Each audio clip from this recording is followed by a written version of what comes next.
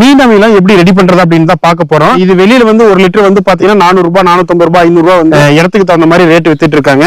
வெளியில வாங்கும்போது அது எந்த கான்சென்ட்ரேஷன்ல இருக்குது அப்படிங்கிறது சரியா பேருக்கு தெரியாது. மீன் அமிலம் தயாரிக்கிறதுக்கு என்னென்ன மூலப்பொருட்கள் தேவை அப்படிங்கறத பாத்திரலாம். ஃபர்ஸ்ட் வந்து பாத்தீங்கன்னா மண்பானை எடுத்துக்குவோம். ரெண்டாவதா வந்து பாத்தீங்கன்னா இந்த இடத்துல நாட்டு சக்கரை இருக்கு. இது வந்து பாத்தீங்கன்னா மீன் கழிவுங்க. இது வந்து பாத்தீங்கன்னா டேம் மீனுமே இருக்கு, கடல் மீனுமே இருக்கு. முதல்ல இந்த மீன் அமிலம் ரெடி பண்றதுக்கு வந்து பாத்தீங்கன்னா 1:1 ரேஷியோ கணக்குங்க.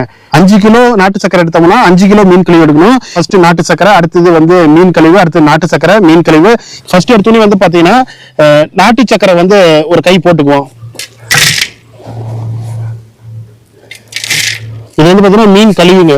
குடல், தலை, கொழுப்பு, அப்புறமேட்டு செதில், இதெல்லாம் வந்து மிக்ஸ் பண்ணி போட்டிருக்கோம். இதுல வந்து மிக்ஸ் பண்ணும்போது தண்ணி வந்து நம்ம எதுவுமே மிக்ஸ் பண்ணவே கூடாது. இப்போ வந்து ஒரு கிளறிக்குவோம். ஃபர்ஸ்ட் லேயரை போட்டு எப்படி